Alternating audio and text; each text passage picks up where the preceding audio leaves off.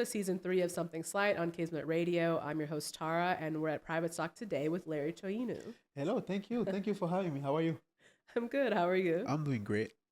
Larry is an architect, product designer, and multidisciplinary creative who's worked with Serena Williams, Nike, and the late Virgil Abloh.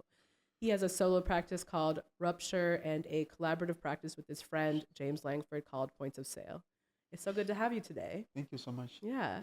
Before we get into our conversation, we're going to listen to some music. This is Pink Sifu, Who You With Ho. Reality is not arrogance. I'm on some final boss, main character shit. So if you're really with me, now you fucking know who you with. They know who directing this shit. Who you with? Who you with? Tell me who you with? Who you with? Who you with?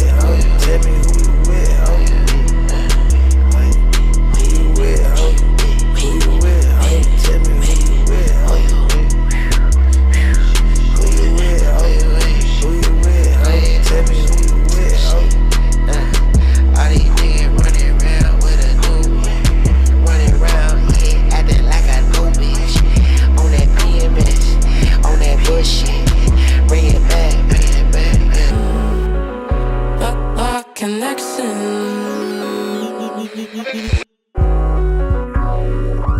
I'd rather sit and watch the static crackle on the screen and to see what we're capable of doing and mute the screams. You'd rather skip the song than hear reflections on the stage. On the hate, can't write lullabies when shot keeps me awake. Consequences come depending on the flag you wave. You can take sleeping under sun, but what about the rain? Are you feeling big and bold and brave, or will the channel be the only thing you find the strength to change?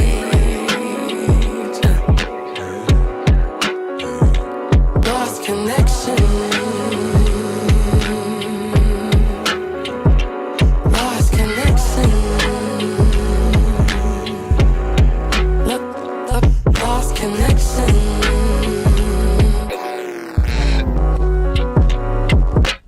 We just heard Moyana 404. Okay, so I'm not really sure how I got hip to you, but I was introduced to your work because I bought the door stopper. I wish I brought it, but it's a door stopper and it's the sound wave of a door slamming. Yeah. It's just so cool. So, pretty much I was like, so I do product design objects, and the majority of stuff that I design, I think we were talking about that earlier, is like always figure out the context. Where does that thing fit in compared to where it is? So I always have that problem that a lot of people have, pretty much like when you go to the grocery store and you bring your groceries home, you open the door while you're putting stuff in the room, the door just closes. Mm-hmm. So I thought like it was super annoying. It happens like 3 times every week. And okay, I need to solve this problem. So I need to design a door stopper. So what I did is a door stopper that have a relationship with that specific door. So I pretty much slammed the door and recorded the sound wave of the door slamming, which create a curve. And I just extruded that curve to create the door stopper.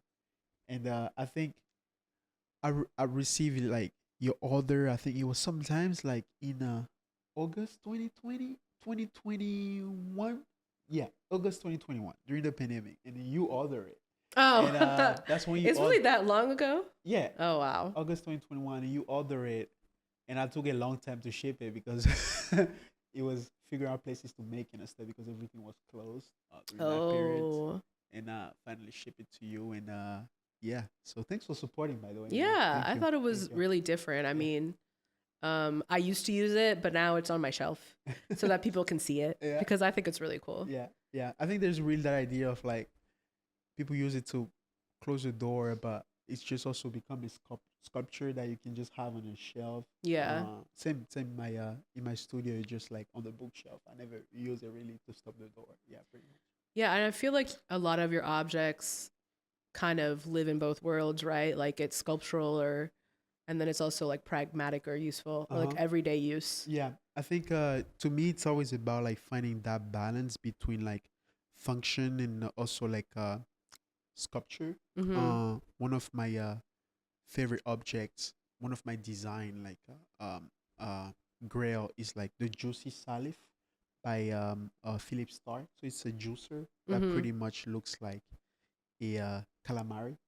But the thing is, like when you look at it, it doesn't look like what it's supposed to be. Yeah. So I'm trying to explore to my work like that idea, like if I solve problem through object, design those objects, I want them to look like stuff that they're not supposed to look like. So when people see them, they're like, is that is that a door stopper? Is that a juicer? Is that a Bluetooth speaker?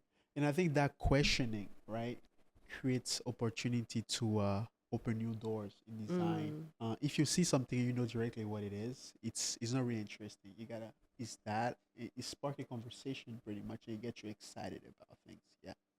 Where did this interest in design kind of develop? So I I met design by accident, pretty much. So I originally from Benin in West Africa, born and raised. So when I was 6, my mom was building a house in the suburb of the city where we're living in, Cotonou, which is on the coast of Benin, and we would go see this house every weekend, pretty much in construction, and I just fall in love with people mixing cement, concrete, and like stacking those blocks and building this house that will become our home soon. So I kind of like tell my mom one day I would love like what's the name of the person that put all of that together, and then she said, oh, his name is the architect. I said, okay, I would love to do that. So since pretty much 6 years old, I just wanted to be architect. It was pretty clear in my mind, like like you have those phases where you dream about being doctor or Mm-hmm. astronaut or like Formula 1 car driver. But at 6 it was pretty. So I lived in Benin until I was 16. I moved to France in 2014. I lived there 4 years. So I did 3 years of high school, in 1 year university. So I Mm-hmm. did architecture school, 1 year of that, and after that I moved to Chicago in 2018. But getting here, my first love was still architecture, and I met design by accident through friends. So one of the first person I will mention is like Benjamin Edgar. Ben is a multidisciplinary creative entrepreneur, and he also make like products. You know, Buckswater. Yeah, or he also works with Ron Lewis, right? Yeah, he Yeah. does stuff with Horn Lewis. They're good friends. So Ben is like multi-serial person, but creative, and he makes objects. And one day he designed this marble hanger. He makes a hanger out of marble. And he did a show with Adidas where he was showcasing all of those objects. And I went there and I seen that, and it was an aha moment for me. That's how I Mm-hmm. got introduced to design. So I was like, okay, I would love to do this thing because it felt like design were becoming architecture but a smaller scale. Mm. And at that scale, it was manageable to design something every week and execute it the following week and make it happen and make it Yeah. physical. So I was like, okay, I would love to do this. So I go to school, I come back home, I do my homeworks. Sometimes I don't do them. And I just design product because I Yeah. had nothing else to distract myself. I don't have a PlayStation or anything like that. So I just like start doing it. It became like a hobby. After hobby became like uh pretty much is my work now. So I do architecture and design. Yeah. Yeah. So that's how I came across it. So obviously Ben is the person I think about, and then all the projects follows. So I start making object like that. Like the first object I made is a pen holder, and then after a matchbox and what a chair, and then start growing like that and turn to touch bunch of stuff. Yeah, because you made like, I mean, one of your most recent pieces was the mirror. Yeah, the mirror. What was the inspiration for that? Um, the mirror is actually super funny. So I was in India this summer for Yeah. a project, a community project that we might talk about later. But and we go to construction site and come back home and super tired, and like eat and take a nap. So I woke up from a nap and I had that idea. It was pretty clever. It was literally that.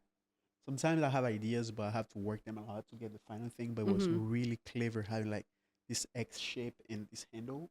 So I sketched it, and when I came back in Chicago in fall, I just made it happen. So pretty much the story behind is it's a mirror. Mirrors usually always fit in a frame. They always fit in a frame. If you look at any mirror, you have the mirror, but it sits in a frame. So the idea was to extend the mirror beyond the frame, push Okay. it out of the edges, pretty much. So yeah, Pretty simple. yeah, pretty simple. Yeah. Nothing crazy Oh. about it. Yeah. Yeah. Yeah. It's really cool. I mean, I think that I think I was reading your bio, and you have it says your work is an ode to optimism. How do you feel like optimism shows up in your work? I think the idea behind the fact that like my work is an ode to optimism is that there's never too late for new ideas. I feel like this is something that came up sometimes, like conversation in architecture school that I went, or in design, is always like people say you can reinvent nothing. You can invent nothing. Everything has been made already. So you just like take stuff that have been made already and like repurpose them. And at the moment I start subscribing to that idea, until I question myself, like, are you sure about it? Like, is that true? And pretty much like understanding like the answer for that question for me was no, it's not. Maybe I wish I thought like that. maybe it's not too late for new ideas. Maybe Yeah. there's still like opportunities to still put new ideas out. So something like the mirror, for example, we like conceive and accept that a mirror should fit on a frame. Mm-hmm. The new idea, okay, let's free the mirror, let's put it out of the frame. You know what I mean? Mm-hmm. So it's always to me about that. In like my work is always about like, it's almost always like a bottle flip challenge where I just like take the bottle and you flip it all the time. It's just about that. It has any room that I get in, like, okay, you try this way the whole time. What if we do this way? I had the opportunity to work for Nike or Serena Williams, almost like on accessory design. Like, okay, what if we put a piece of jewelry on a sock? And people in the room will freak out because they've never done that before. Uh-huh. You will see people in meetings like, this won't work. It's a You put what in a sock? a piece of jewelry. Okay. We put a charm on a sock to reference Oh. the moment where Serena used to wear beads in her hair. Mm. And we brought that idea, people were freaking out because it's like, okay, it's a choking hazard. It's this, it's that. Okay, cool guys, calm down. Yeah. We do on the shoes. Why don't we do on socks? Yeah. And they'd be like, okay, why not? And we tried it out. It works out. And then finally, Did it work out? It worked out. Yeah. It came out on the market. That's So, awesome. To me, it's always about that. Like, it's never too late for new ideas. And each work, each product, each space we design is a new way to always show that, like, optimism. It's always the opportunity to bring something new to the table. Yeah. I really like that. I mean, I know we work in different industries, but I feel like there's a lot of music is lacking that optimism a lot of the time. Yeah, sometimes I think that may come from the needs to fit in a certain boxes. Yeah. Certain like way of seeing things, and not wanting to stretch the envelope and go try new stuff. I feel like one of the artists that I was the most inspired recently, I think, is the last piece of music that shocked me and that was like really impressed about was Lil Yachty album, Let's Start Here. Oh yeah. That one. The one that was like his experimental one. Yeah, exactly. Yeah. I'm like, can Yachty do that? Yeah. You know what I mean? Like, but like, I think those type of body of work, right? We put everything in question. And then you're like, okay, why don't Travis drop a rock album? He can definitely do it. Yeah. You know what I mean? And if we do that, it will switch the whole thing. You know what I Yeah. mean? So it's always about like, what do I know how to do now? And like, what do I want to push things? Mm-hmm. And experiment, try stuff out. Yeah. It can be hard for some people. No, I mean, I think it is because I think people are afraid to experiment because that's scary. And like, what if it doesn't hit? Exactly. Yeah. Exactly. Yeah. But I don't think it's always thinking about the hit. You should just think about the fact that this is what my you gotta come from here, you know? No, that's what I'm saying. I Yeah. think because it is pure, Uh-huh. that it hits for you. Mm-hmm. Exactly. You If know? it works for you, it works Yeah. for you. You know? Yeah. Yeah. I don't know. I think like your designs are really cool in the fact that it's more than meets the eye. Like there's there's so much. There's like a whole story behind each object. It's not just a side table. You know. The idea of like always like including storytelling. Is really important for me. Because I think like stories when they're strong, right, and they're grounded in the object or whatever you are putting out, right, it makes the why stands more, and gives another reason to the thing to exist. And also it's almost like gravy too. It's like makes everything work together, you know. And so it's always about going to like what problem we solving, what story we want to tell, how do we flip the bottle, how do we flip the whole concept, the whole thing that people have done so far, and how do we bring this thing to a new point. As a storyteller from a very traditional, medium, I do really appreciate like people who tell stories in other ways where it's, not immediate, but, Thank you so much. Yeah, it's really cool. Thank you. I know that you have 6 design principles that guide. I'm not going to make you name them. Maybe you can name a couple. It's so Rupture Vision is a design reflection approach based on 6 points. Sometimes I forget the 6, but it's about bold and crazy. Design has mean of communication, being colorful because colors spark conversation. Question didn't happen. Did I say oppose uses to create others? Probably I say that. And also design in 3 steps. What I put in design is 3 steps. It's like find a source of inspiration, understand the symbolism behind it, extract a shape out of it, and take that shape and create a new object out of it. So pretty much those are the 6 points. Yeah. But you say it's more of a philosophy than a brand. Yeah, it's a philosophy, pretty much. It's like come from that talk of like, I did that thing. I put that thing together after the talk that Virgil did at Harvard, where it was that red slide where he talks about, the slide's name was "What is your signature?" It was that talk at Harvard, and after that slide, the following slide was all the points that define his practice. So he talks about the quotation mark, the fact that how he's inspired from his mentors, the way he was naming everything streetwear. So he kind of put down like all the points of stuff that represent his work in a sense. And in any design that he does, sometimes when he's a little bit lazy or tired, he just go back to the point, to the point, right? And you just like, okay, we take this principle and we apply it to this piece, and it's done. And that's how he can work so fast sometimes, because he has this principle already, so he just applied them directly to the work as he goes with it. So I'm like, and at the end of the talk, right, he was saying, it's an amazing talk, the one at Harvard, but at the end of the talk, he was saying, I would like you guys to go home and do this homework and to think about this whole like talk that I just did. Do the homework and figure out what is your signature. And I took it seriously and I just did it.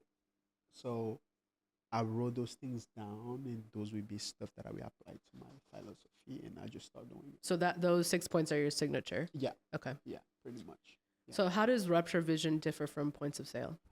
So I believe in the fact that any creative should have like 3 practices. 3? Yeah.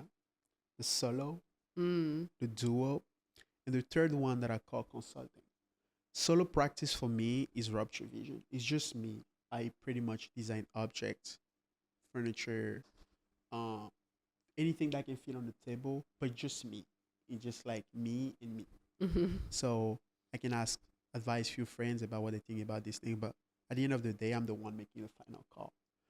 But Points of Sale, which is the dual practice in collaboration with my dear friend James Langford, is it's a philosophy that we started like in 2019 when we met through this program named the Nike Recreation Center. So it was in collaboration, Nike and Virgil put this program together, and I met James there, and James became a really close friend. We designed a first collection of furniture together that we called Points of Sale. And my relationship with James is one of those relationships where like you feel like you have a conversation about something, but the conversation is not done. So we kept having the conversation. So we make another set of furniture and another one, and then now we do client jobs. So points of sale is inspired by nautical design. So sell like selling. And what we do is inspired by nautical design. But now we design furniture objects inspired by nautical design. But now we are trying to go more around like a client job, designing spaces. So we design In Good Spirits, which is a Oh, sick. non-alcoholic. It's like all blue. Yeah, yeah. I really need to go there. Yeah. It looks so cool. It's a non-alcoholic liquor store in the city. We the past 3 years we've been developing a really good relationship with J Tips, which is a designer from New York, with Saucony, because J Tips we collaborate with Saucony for Complex The Con. shoe. Okay. Exactly. So we designed like his booth for the Complex Con for the past 3 years. So Points of Sale is this collaborative work with James, and so it's a dual practice. And what is amazing in the dual practice is that compared to the solo one, is that there's no ego in the dual practice. It's like it's a place where like the egos are down, and the only thing that matters like what is the best idea on the table, and we roll with it. And the final point is just the final product. Is it good? Are we happy about it? And we push each other on to get to the good point. So the solo, I kind of do whatever I want. The duo is more conversation based. Let's figure out this thing together. And yeah, and now we do more client job, client project. So that's the difference between Points of Sale and Rupture. So you think that it works with you and James because you have your solo practice? What do you mean? Like y'all don't fight because you have your own practice where you do whatever you want. Oh yeah. You have the solo practice where you do pretty much what Yeah. you want, but also the solo practice is also a way to experiment stuff that you want to experiment before bringing it to Points of Sale. Yeah. And also sometimes we do stuff in Points of Sale that's like, okay, this is really good. I just want to use it in this. You know. But I think it didn't come together like because like we wanted to do this thing to fight or whatever. No, it's not that. It's just a genuine relationship that starts like after that Nike Recreation Center program, and I met that guy that was amazing. That pretty much like become the perfect alter ego and the perfect person to discuss idea. James. Is that to discuss idea and like pretty much like covering his lacks in a sense, and he covers mine in a sense. It's a perfect You balance. balance, Yeah, yeah. it's a perfect balance. It happened so naturally. We never like first time we met each other like, hey, we should start this company and make this thing. No, it just like we made one project. We thought it was great. Okay, let's do another one. Oh, I got this client job.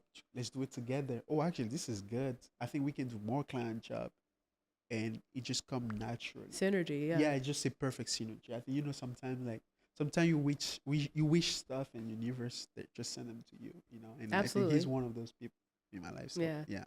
So it's perfect. Yeah, And this is from Rupture Vision. yeah that's right. Yeah. The hat. So tell me, polymath. A polymath is a person that has a big range of knowledge in several disciplines.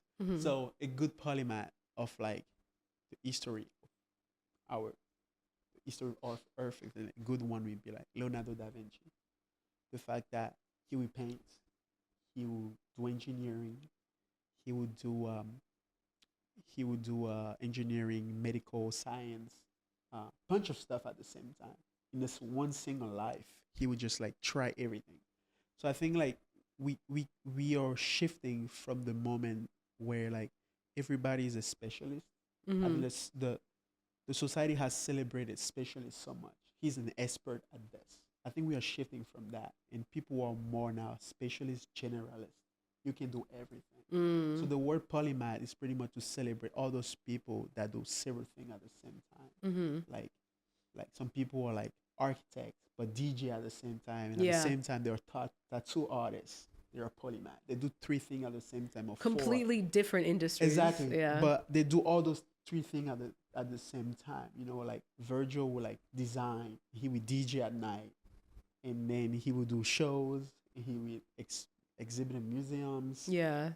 People like Ben that we talk about, like Ben would be like an amazing designer and like a serial entrepreneur and like being this and that. So I think like we're back again in the Renaissance moment where we should celebrate people that do a bunch of stuff. Yeah. So the word polymath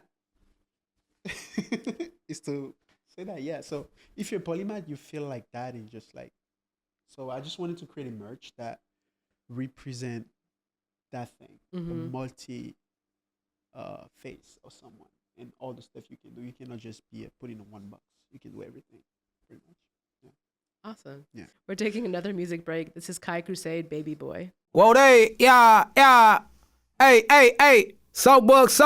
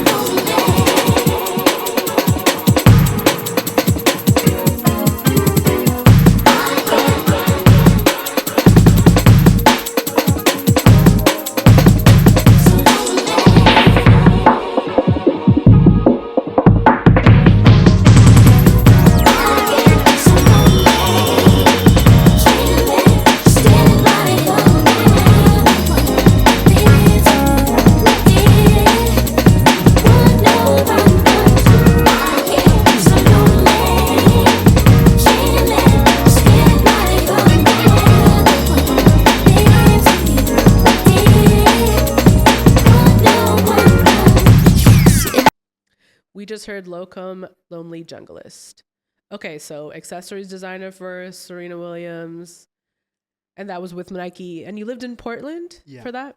So I it's like, you know, like everybody have that, pretty much, designers like that dream of working or being associated with Nike in a way or another. So the way that thing came together, if I can tell a little bit of the story, is that when I got in the US, I went to this art camp from this Chicago artist named Julian Gantz, Joe working on project. He's a painter, and he got his first. Oh, I've seen him. Yeah. He's his first collab with Nike, and he did this art camp to bring kids together and part of. This is my first time meeting like people actually that work for the brand and stuff. So I asked them like how to work for this brand in a way. So they told me, oh, if you want to do that, you should come campus, talk to people, meet people. Mm-hmm. So I would go like I would get my financial aid refund from school. Uh-huh. And my mom would tell me, take that money and buy some clothes with it. I said, no. And I would book a flight to go to Portland. So I did that like winter 2018. I went for the first time in November. And I went again in November 2019. So when I just go there, I just meet designer, pass my day to meet people. And the second time I went, they told me to talk to an HR if I really wanted to work there. So I met that guy and I gave him my portfolio and I stayed in touch, you know. So every 3 months I would just send a cold email. Hey, what's up, sir? I mean, that's a hustle. Because I'm really very wanted impressed. it. I really wanted it. Yeah. It's like it was something really here. I really wanted to do that thing. So every 3 months I would just like send an email. Hey, what's up, sir? How are you? I hope everything's good.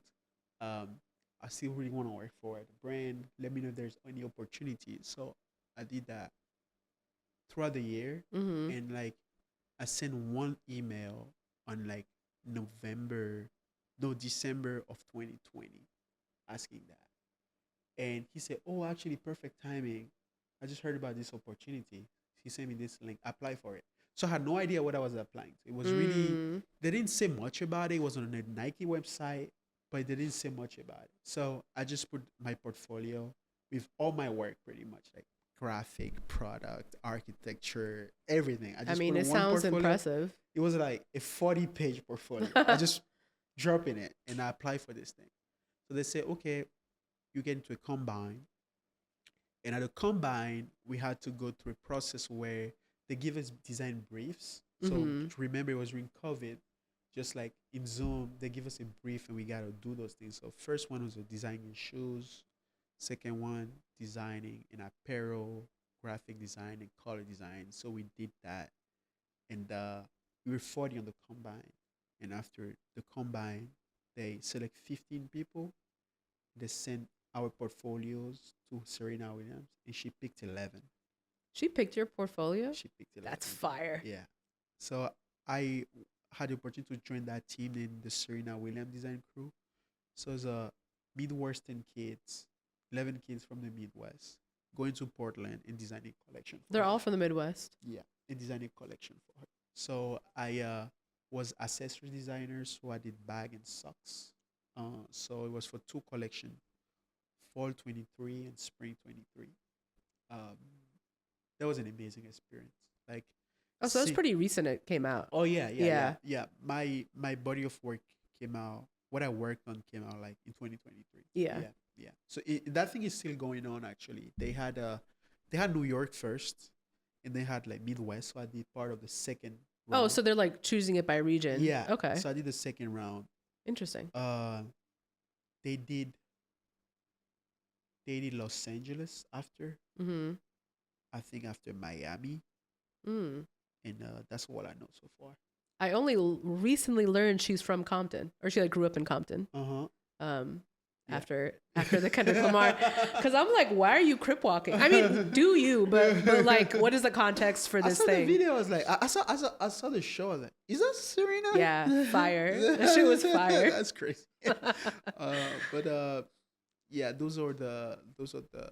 That's so cool. So do you work closely with her? Was she in the room, or was it? She picked some silhouettes Mm-hmm. that she wanted us to work on.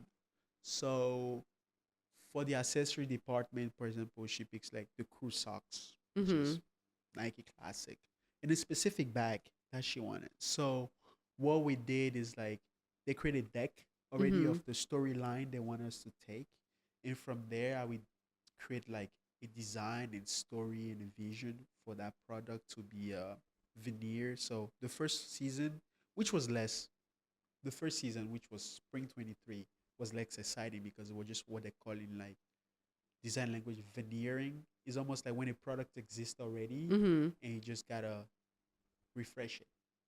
So like the silhouette remains, but it's like a different colorway. Yeah, exactly. That okay. was the first season. Okay.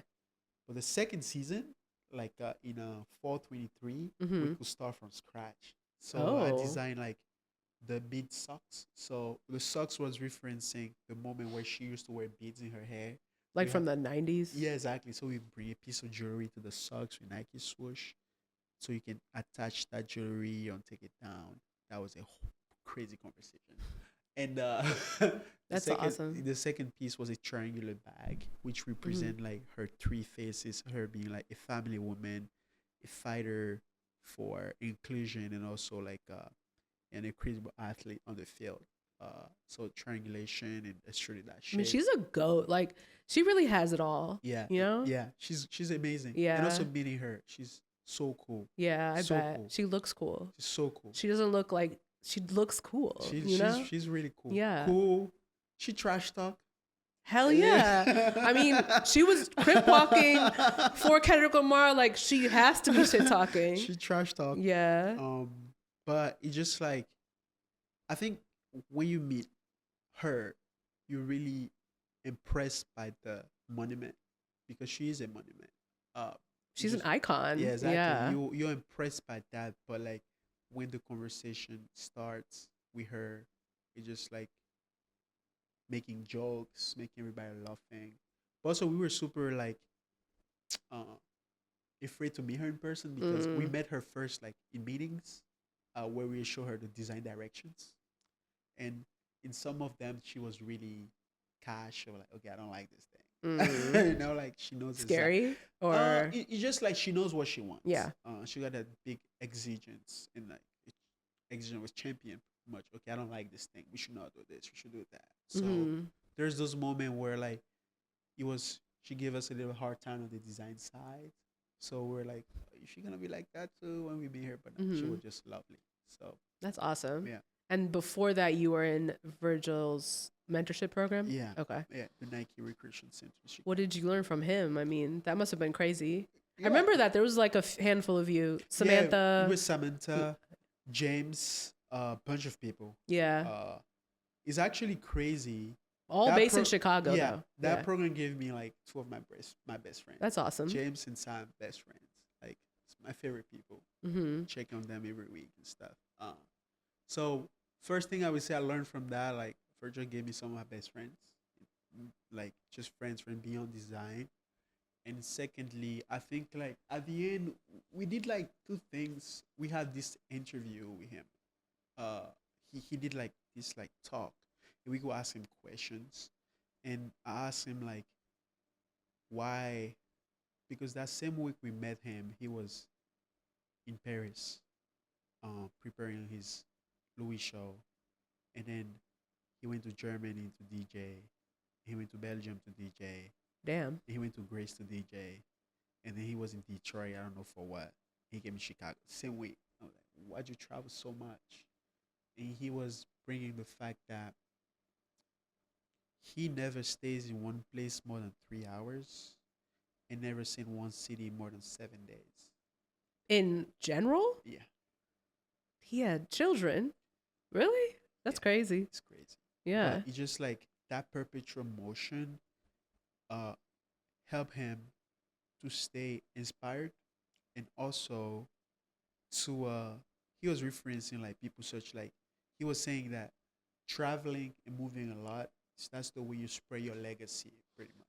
Like just think, he was literally saying think about people like Jay-Z or mention other rappers, like they move around so they spread the legacy as well, and also seeing the world trends things and get inspired. So that perpetual motion was pretty much helping him to balance all his work pretty much. He needed that to Yeah. exist, so to be, that's the question I asked him. So I think the importance of traveling, I would say, that's the first thing I learned.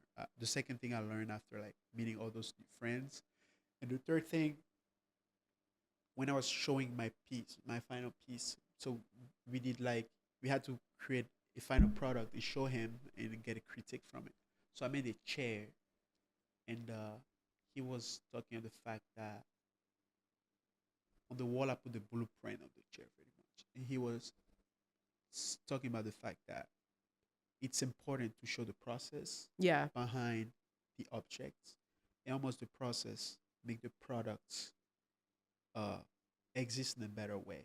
It's make the why valuable, Mm-hmm. and also the storytelling behind it. He was literally saying there is no good product without story, and that sentence stick to my mind. That's why I try to like interesting project with storytelling all the time. It make them tangible, real, and like give them a reason to exist. So those are things I learned from that program, and I also just the fact to be in that room, like you just imagine, like damn, The vibes, the energy, like, yeah. yeah, Crazy. damn, that's crazy. Yeah. It's damn uploaded. Yeah. So yeah, I'm grateful for that. That's fire. Yeah. And then you also went to India last summer, Uh-huh. a year, yeah. Yeah. And you designed a community center Yeah. outside Mumbai. Yeah. So that's so I just graduated from IIT as a architect. So I talk about the fact that I always wanted to be architect and do architecture. So I went to IIT, finish like was doing my architecture courses. But at the moment, I understood that I kind of understand how to design is not a problem. Putting ideas together, designing a building, I got it. Like, by is that thing you do like you have 5 semesters there, so you do that thing 12 times. So Mm-hmm. by the fourth time, okay, you understand it, you get it. You know what I mean? You get how to do it. Mm-hmm. So I kind of ask myself like, what is the part in building or in architecture that is really intimidating to me right now? And to me was the act of construction, the act of building. Is still something that was like really scaring me. So I was like, okay, so I need to find an internship or anything that could be in construction. Even like if I'm a construction manager for the summer, or like find a construction company and just like intern for them to understand how like pieces of a building come together. It was Mm. really important to me. That's like one of the only thing that misses in uh, uh, my university formation for me at Yeah. least. Like that's one of the things I wanted to get out of there. So I find out about this course that is named Design Built, that is run by this professor named Frank Fleury. He's a German professor, amazing guy. And every year he will just take a group of students to a place around the world, and then we build this building. So Mhm. he's a professor at IIT. So spring they will design the building, in summer they will go build it. That's awesome. So the year before they did Vietnam, Mm-hmm. they went to Ghana, they went to Chile, so many places, Puerto That's Rico. so cool. So I heard about that and I registered for that class. Mhm. And I didn't even know, but I really wanted to go. I didn't know where he was going the following summer, but I just wanted to do that thing.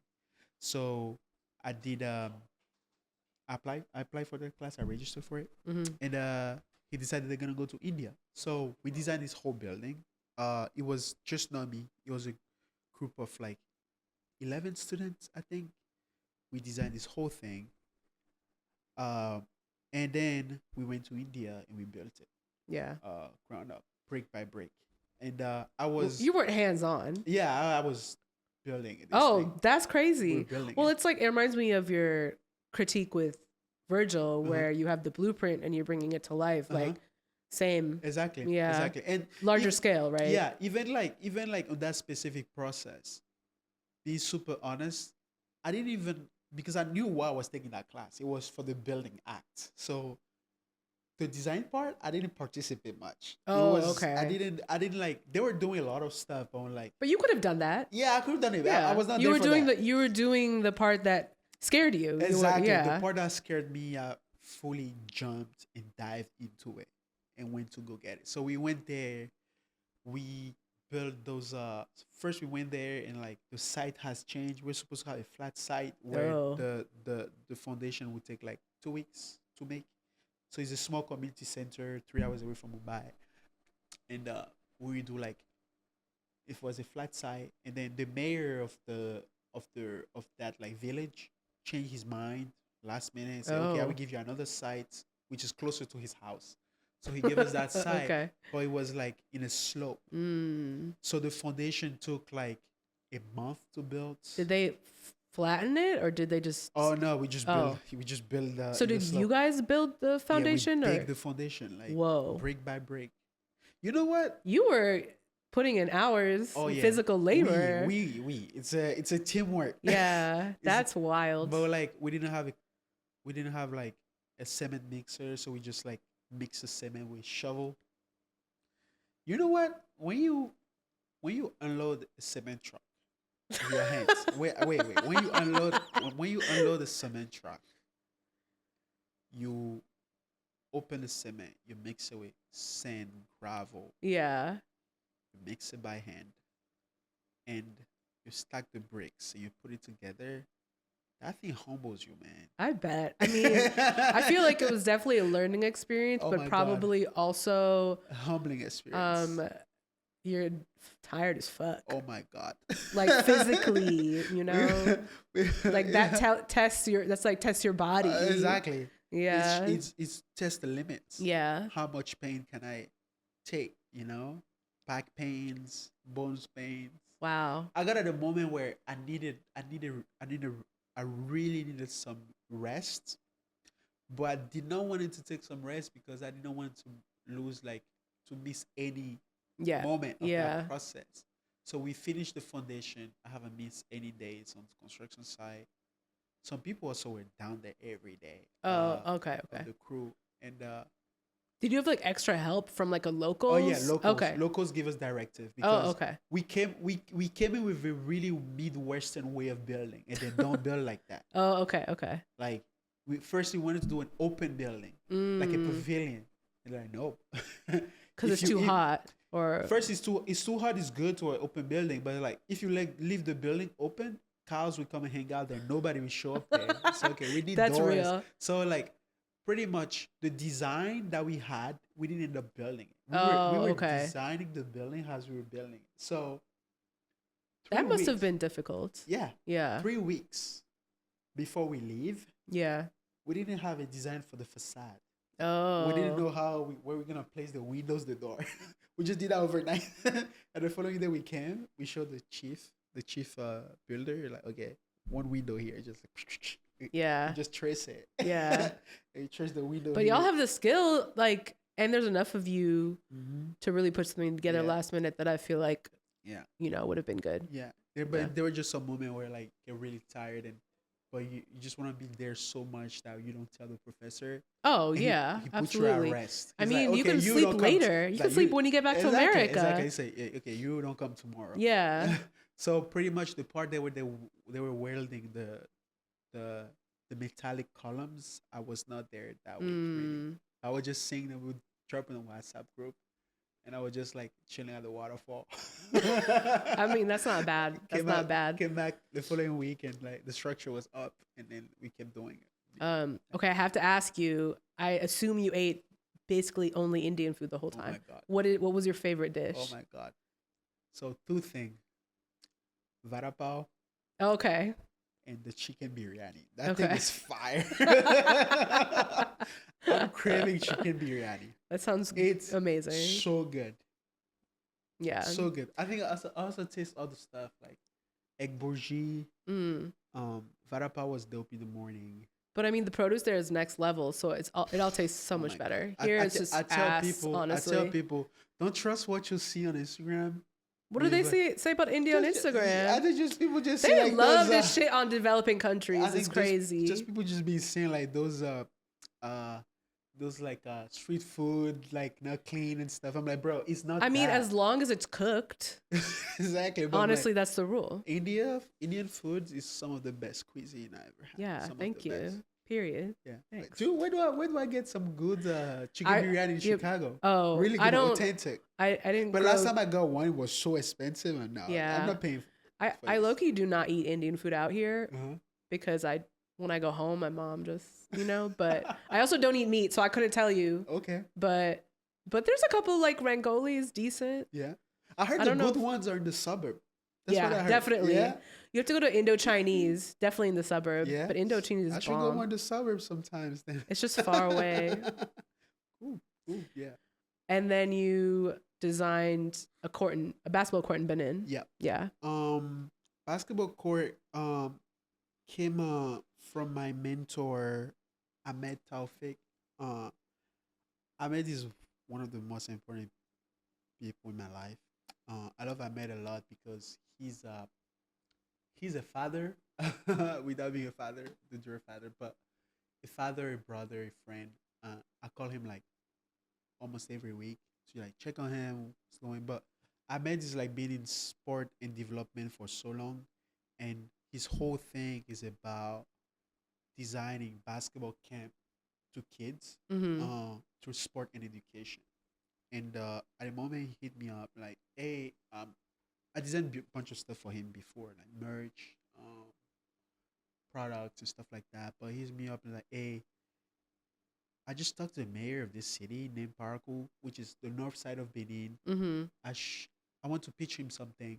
Can you just design a court? Just don't care about whatever it is. Just design this thing, and we're gonna show him, and hopefully he'll give us a piece of land.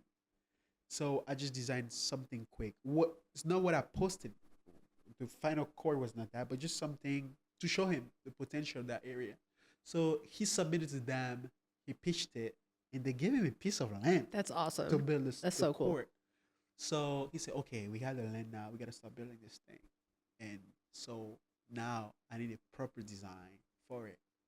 It should be colorful. It should be this, that. And I said, "Okay, cool. When is the deadline?" He said, "Now." Oh. I mean, it's like that. It's just like showing that it's like you gotta do it right now. So I went back home and think about like what can this thing be. So thinking about the idea of like, when it's like the money time in basketball, and like they take like the time off pretty much. They call it timeout, and the coaches start drawing the strategy on the board. Pretty much, okay, you go here, you go there, and he does the pass. And I thought those are really interesting moments of basketball that nobody glorify and celebrate, because it's pretty much artwork that the coach is drawing on that board, and the artwork, almost like a choreography, is executed on the pitch and creates a buzzer beater. Yeah. I think that's magical. That's so poetic, the fact that a coach, by writing down something on a board, can predict the future. And if the players execute it with perfect timing, the ball we get in and then we win the game.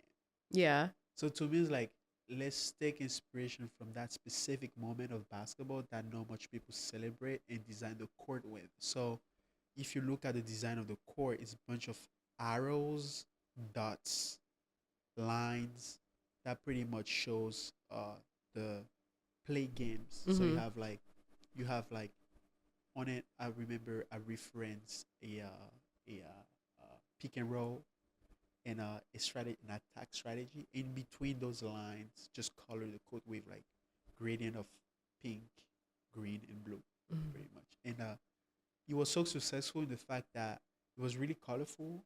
The kids love it. Everybody plays on it. And I was talking to Ahmed this morning about it. Like, hey, by the way, how's the court going? Like, people like, okay, kids go crazy. They go play every day there. So I think that was a successful project. So, and I think I have like an interesting body of work in my product design part, right? But go back to the beginning of the conversation. Architecture is my first love. Yeah. And architectural projects such as the Indian Community Center or the community basketball in Benin, a project that I'm chasing on the architecture side. Yeah. Make architectural projects that have impact on people in changing like kids or small local communities' life. I'm not interested in skyscrapers. I mean, hey, we have a lot of those. I think that really impactful small community project. Yeah, and driven by architecture that change people's life on the long or short term. I mean, it must be really gratifying for you to Oh my God, yeah. to have a project in your home country. Oh my God. Yeah. I'm wishing for more. That's so cool. Yeah. Thank you so much. Yeah. Thank you. We're going to listen to some more music. This is My Z Control.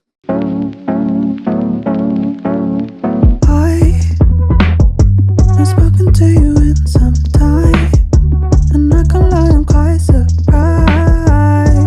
You called, hey, things are good, I can't complain. I hope I didn't sound too fake, a fraud. You wanna ask, don't you? What you wanna know? You're moving fast.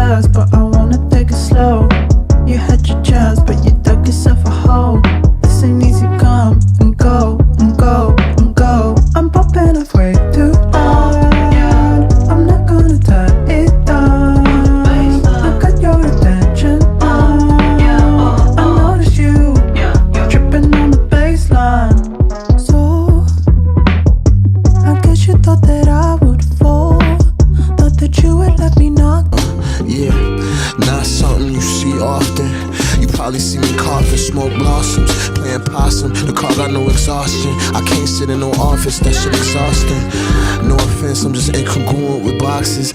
Oxtail option, concoction. The type of time I'm on, I need like 3 watches. Gotta watch it, can't clock it. I kick 16s like a prophet. The kicks cost 16, stop it. Come on, stop it. Stupid ass nigga. Illiterate ass nigga. Fire and ferns, watch it burn. You could learn that the last with a furious glow. Now it's in the past, head sting like a perm. Give it a pad, cornrows, the most protective of caps. I run labs, slapping slabs, dropping gems back to back. Going ass, bit the leaders in fact. Chicory the pack, every week I'm needing a stack. It's a needle in that, fiending for the green like it's crack. But we need to relax, cause the powers that be perceive this world a different dream. But we the dream team, you need it in that. We just heard Kari Gems back to back. Thank you, Larry, for joining me today. Thank you. It was great. Thanks for inviting me. Great conversation. Yeah, it was so cool to learn more about your practice. Thank you. Yeah. You. And, thanks for inviting me. Yeah.